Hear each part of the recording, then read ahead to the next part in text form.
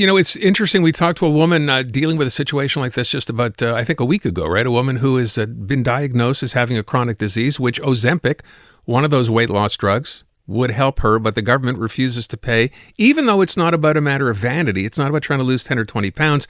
This is what her physician has told her she needs to do to get her weight down. Well, now there's a new Leger poll out that shows 4 out of 5 Quebecers, 4 out of 5, believe the provincial government should do more to help people living with obesity.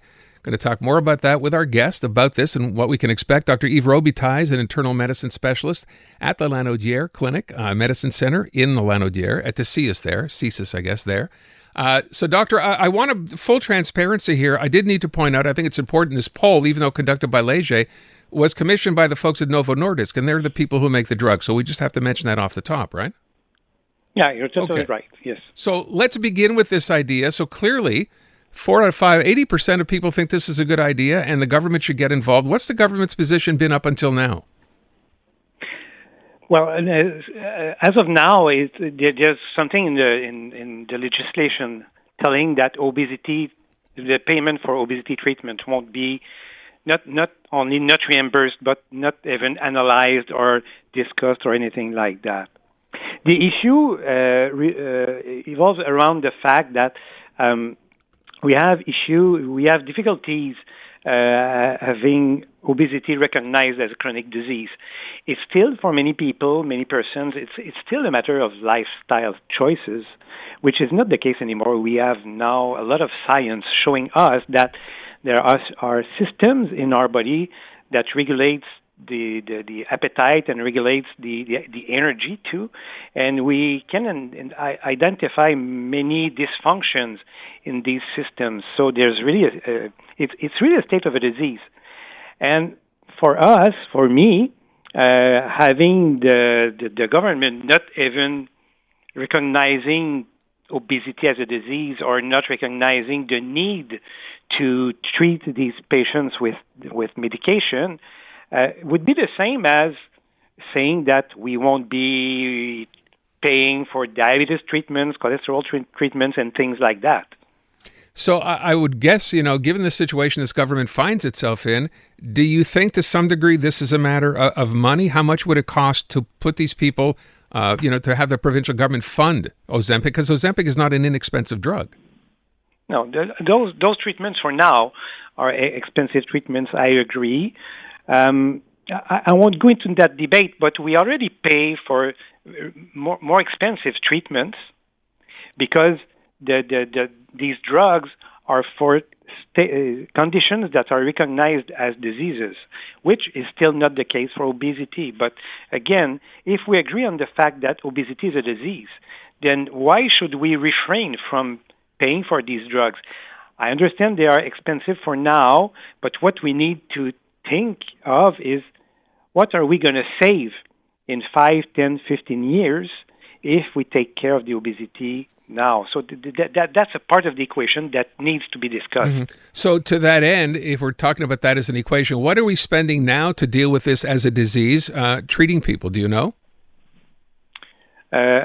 Obesity per se? Or what is it costing our healthcare system from complications, for example? There must be a number we can attach to that. I don't have this number in mind, but it's really expensive because we can identify at least 200 complications related to obesity. And most of these complications are really costly to the system, be it not necessarily things like high blood pressure, but diabetes and its complications, liver disease, kidney disease, heart diseases, strokes, and things like that. So at the end, it becomes really costly to take care of all these diseases that could be, at least in part, prevented if we could act before those things happen. What about other jurisdictions and how they treat this? Or when you look around the world, other jurisdictions, other countries that do a better job of this, recognize it as a disease and treat it that way? Well, recognizing obesity as a disease, I think that many jurisdictions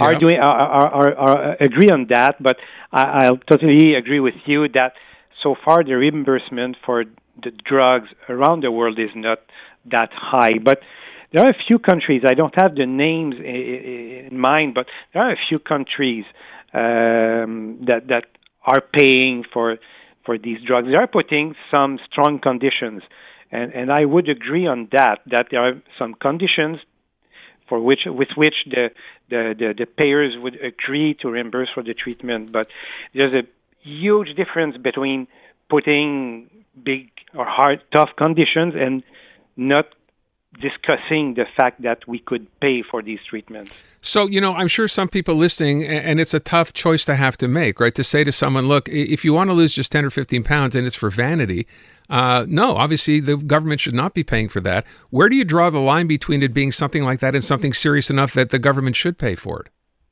Well, I think the solution is in part in having experts in the field doing good evaluations of the reason why there's some weight to lose. We can make the difference between somebody who just want to look good and somebody who has already signs of coming diseases related to obesity.